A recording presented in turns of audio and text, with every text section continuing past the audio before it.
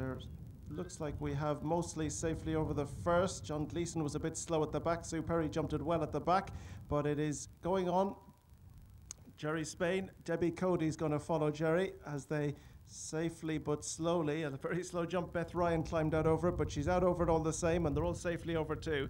So Jerry Spain is leading them along. Who's on the outside, on the inside rather, Debbie Cody. She's riding Cotto Rock.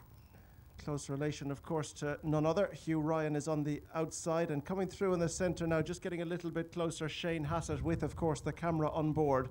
Right behind the pace and keeping close order with the leaders is Louise O'Brien on the filly. Race name A Kept Woman, read into that as you will. They're being followed on the inside. Just behind Beth Ryan, towards the outside rather, is Evan Dwan on the Dun. Race name Big Borrow and Steel. Just behind the pace then is John Reedy on the Big Grey, Risk of Ice. Oh, Jerry, sit back there a little bit, Jerry.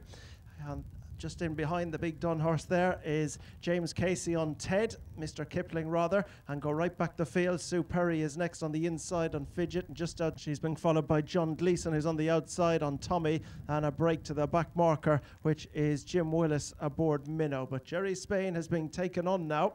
Not sure if this is legal, but he's been taken on nonetheless on the inside by Debbie Cody. If she heads him, heading now down towards the downhill fence, and it's Debbie Cody who follows Jerry Spain closest. Right in there too, trying to get closer, is Shane Hassett, and also in close to the pace is Louise O'Brien, who's just tracking Jerry, ready to make her move. Down the inside is John Reedy, well positioned in mid-division. Just outside him is Evan Dwan on the Dun. As they begin to race at the bottom now, they've 2 fences left to be jumped, and they've a very, very long run in. And they turn at the bottom of the track. It's going to be a big ask for Jim Willis from there. He's playing a waiting game, but Jerry Spain is about to jump 2 fences and move out of the way for Debbie Cody, who's keeping very close to Jerry Spain for this part of the race. Interesting to see if she does leave him when he moves to one side, towards the outside. As they come towards this one, Shane Hassett is also poised to pounce as Jerry is up the neck, and he's going to get cut out if he does that again. And it is Debbie Cody. She's taken over a little early if the stewards are watching. Jerry's gone on again, riding plenty short in a hunting saddle, I can tell you. Oh, he's got close to that as well. He'll be glad there's no more jumps, that's for sure. Anyway, back to the race. Debbie Cody is in front. Shane Hassett is right there with her. On the inside is Hughie Ryan. There's a little bit of bunching down there. Debbie Cody's on the inside of Shane Hassett. Hugh Riley. And then towards the outside, it looks as though they're not going to quicken this time, but on the outside, Shane Hassett has the advantage as they're about to turn towards home. They're going to do it again. They're going to do a full lap again. So Shane Hassett, he tried to make the running in Limerick on Thursday. He's going to try it again in Lisrona. On the inside, Debbie Cody improving right up on the outside now is Hughie Ryan, is getting much closer to the pace. And they're being followed on the centre by Louise O'Brien.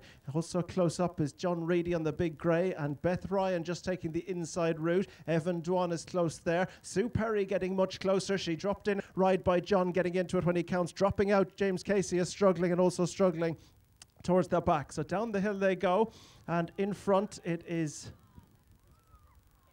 Hughie Ryan leads them down the hill from Shane Hassett. Right in behind them is Louise O'Brien, and then just behind this group as there is John Reedy, and Sue Perry continues to make relentless headway on the inside as they head down the hill. Hughie Ryan and Shane Hassett being followed closely by Sue Perry down the inside, and Shane Hassett takes a look around. Is checking for dangers. Hughie Ryan is one of those on the outside. As they begin the turn, it could be Louise O'Brien in a close third, and then being followed, and it's Louise O'Brien who's gone to the front on the filly, or A Kept Woman, whichever way you want to call it. Shane Hassett is now hard at work on the outside on Sam as they begin the uphill climb, and in front it is Louise O'Brien who's putting it right up to Shane Hassett. They have quickened, and they have really quickened now in front, and there'll be a thoroughbred check on these ones.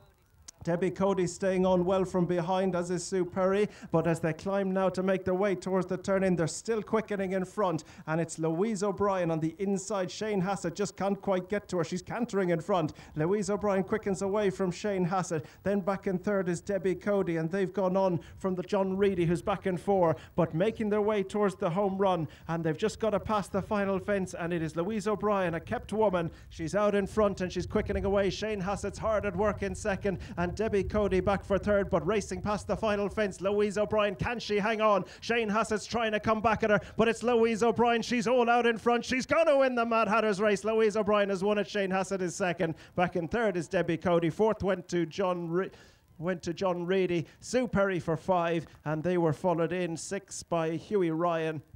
A long break back then to Beth Ryan and John Gleeson, who's still pushing away. John hitting his horse after it has no chance. He might get a day or two suspension for that. They're a long way in front of the next one to go by, which is Emily Corbett. Next behind Emily was Evan Dwan, and just trotting up the straight now, one of the last ones to go by will be James Casey, and still completing and going to complete the course, albeit a little bit behind the remainder, will be number 6, Jim Willis. And if number 10, James Casey, keeps trotting, James Willis just might pass one before the line.